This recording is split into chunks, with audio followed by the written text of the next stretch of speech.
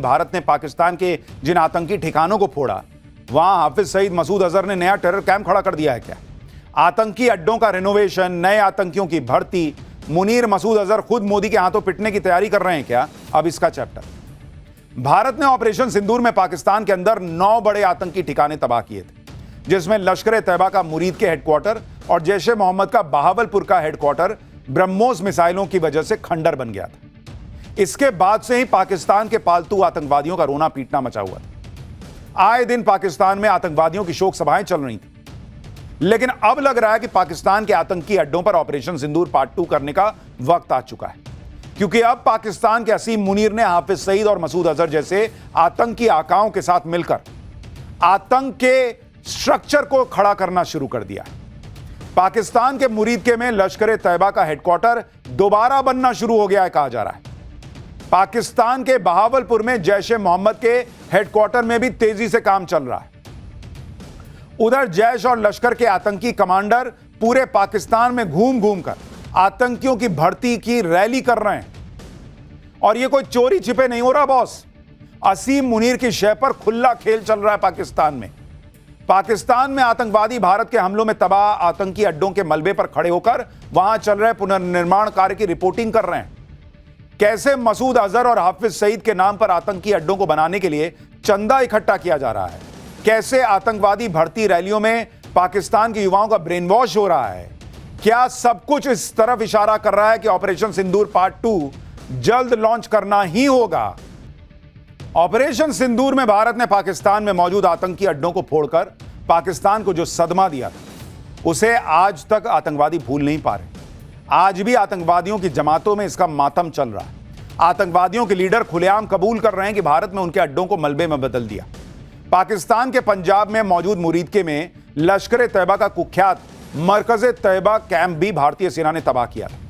और अब उसी मुरीद के कैंप के खंडरों के सामने खड़े होकर लश्कर का कमांडर कासिम कबूल कर रहा है कि वहां से आतंकियों का ट्रेनिंग कैंप ऑपरेट हो रहा था।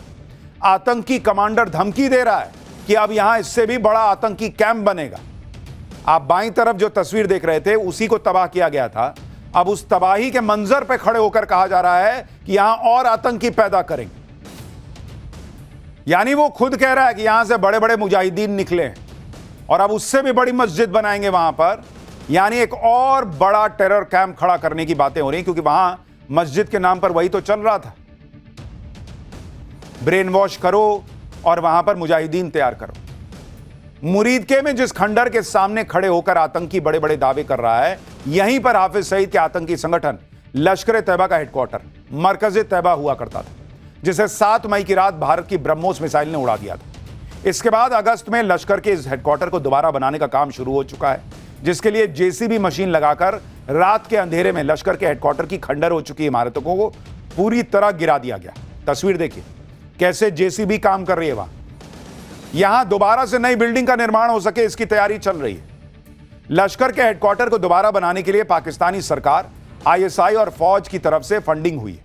हाफिज सईद चाहता है कि फरवरी 2026 तक लश्कर का यह हेडक्वार्टर दोबारा बनकर तैयार हो जाए। लश्कर आतंकियों का चीफ ट्रेनर मौलाना अबू जर और कमांडर यूनुस शाह बुखारी इसकी निगरानी कर रहे हैं। लश्कर के हेडक्वार्टर को दोबारा से खड़ा करने में असीम मुनीर पर्सनली इंटरेस्ट भी ले रहा है। खबर तो यह भी है कि पाकिस्तान सरकार को बाढ़ राहत के लिए आईएमएफ से जो रिलीफ फंड मिला था, उसके 4 करोड़ रुपए भी धीरे से निकालकर असीम मुनीर ने मुरीदके में लश्कर हेडक्वार्टर बनाने में लगा दिए कि जाओ भाई बनाओ। बाढ़ में पब्लिक मरती है तो मर जाए, ये लोग तो है ही वैसे मरने के लिए, लेकिन तुम लश्कर का कैंप बनाओ, वहां आतंकी ट्रेन करो ताकि हम भारत में कुछ कर सकें। ऑपरेशन सिंदूर में तबाह हुए आतंकी ठिकानों को दोबारा से आबाद करना और बर्बाद हो चुके आतंकवादियों को पनाह देना पाकिस्तान की पॉलिसी है। भारत के हमलों में मारे गए आतंकियों के जनाजों में शिरकत करके और आतंकियों के जनाजों को कंधा देकर पाकिस्तानी फौज और हुक्मरानों ने खुद यह बात पूरी दुनिया को बता दी थी। पाकिस्तान के रक्षा मंत्री ख्वाजा आसिफ तो खुद कह चुके हैं भाई कि भारत के हमलों में बर्बाद हुए आतंकी अड्डों को दोबारा खड़ा करना उनका फर्ज है। लश्कर तैयबा और जैश ए मोहम्मद जैसे आतंकवादियों के महफूज ठिकानों को भारत ने ऑपरेशन सिंदूर में फोड़ डाला था। अब पाकिस्तान इन आतंकी अड्डों को खुलेआम फंडिंग कर रहा है और आतंकी संगठन भी चंदा इकट्ठा कर रहे हैं। आप देखिए कि ऑपरेशन सिंदूर के दौरान भारतीय सेना ने पाकिस्तान के बहावलपुर में जैश ए मोहम्मद के हेडक्वार्टर सुभान अल्लाह मस्जिद को ध्वस्त कर दिया था। अब मसूद अजहर भी जैश हेडक्वार्टर को फिर से तैयार करवा रहा है। इसके साथ ही जैश ए मोहम्मद पूरे पाकिस्तान में मस्जिदों के नाम पर 313 टेरर ट्रेनिंग कैंप भी बनवा रहा है। इसके लिए जैश ए मोहम्मद ने 391 करोड़ रुपए चंदा जुटाने का टारगेट सेट किया है, जिसका जिम्मा मसूद अजहर ने अपने भाई तलहा अल सैफ को सौंपा हुआ है कि तुम पैसा लाओ, उससे हम लोग बनाएंगे और फिर आतंकी तैयार करेंगे। आपको दिखा रहा हूं कि मस्जिदों के निर्माण के नाम पर जैश ए मोहम्मद कैसे टेरर कैंप्स के लिए चंदाखोरी में जुटा हुआ है। यह तस्वीर देखिए, यह वो चंदा रसीद है जो जैश पूरे पाकिस्तान में काट रहा है। यह चंदा रसीदें मस्जिद मरम्मत के नाम पर काटी जा रही हैं, लेकिन चंदे की रकम का इस्तेमाल जैश के अड्डे को तैयार करने में हो रहा है। लेकिन सवाल यह है कि 21,000 रुपया और 2,500 रुपया ये भिखारी पाकिस्तान में ये दे कौन रहा है? 50,000 का भी किसी ने चंदा काट दिया है कि कौन दे रहा है भाई 50,000 पाकिस्तान में, जहां आटे के लिए मार मच जाती है। चंदे के लिए जैश ए मोहम्मद अपने आका मसूद अजहर के नाम का खुलेआम इस्तेमाल कर रहा है। एक और चंदे की रसीद देखिए, इसमें बाकायदा मसूद अजहर का नाम लिखा हुआ है। उसे हजरत अमीर अल मुजाहिदीन यानी मजहबी युद्ध का नेता बताया गया है। एक तरफ पाकिस्तान में आतंकी अड्डों का रिनोवेशन और रिकंस्ट्रक्शन चल रहा है, दूसरी तरफ आतंकी संगठन खुलेआम भर्ती अभियान चला रहे हैं। जैसे ये वीडियो देखिए, पाकिस्तान के खैबर पख्तूनख्वा में जैश ए मोहम्मद ने एक बड़ी भर्ती रैली की। इसे मजहबी रैली के नाम पर आयोजित किया गया, लेकिन इसका असल मकसद जैश के शोहदाए इस्लाम ट्रेनिंग कैंप के लिए भर्ती करना था। इस रैली में युवाओं की भीड़ देखिए, जिन्हें जैश का टॉप कमांडर मसूद इलियास कश्मीरी बरगला रहा है, कट्टरपंथी भाषण देकर उनका ब्रेन वॉश कर रहा है। जरा मंच का वीडियो देखिए, इलियास कश्मीरी की सिक्योरिटी में बंदूकें लेकर गार्ड खड़े हैं, जिनमें से कुछ के चेहरों पर नकाब है जो जैश के आतंकी थे, और कुछ पाकिस्तानी फौज और पुलिस की वर्दी में भी। यानी फौज और पुलिस भी आतंकी भर्ती रैली को सुरक्षा दे रही थी। यह कोई लॉजिक है बॉस? कह रहा है कि भारत से लेकर अमेरिका से लेकर नेटो देश से लेकर रशिया तक किसी एक आदमी का जिक्र हो रहा है तो वो मसूद अजहर का रहा है। अरे भाई, उसको टेररिस्ट के तौर पर डिस्कस किया जा रहा है। कोई उसको शांति पुरस्कार, नोबेल पुरस्कार देने के लिए डिस्कस कर रहे हैं क्या?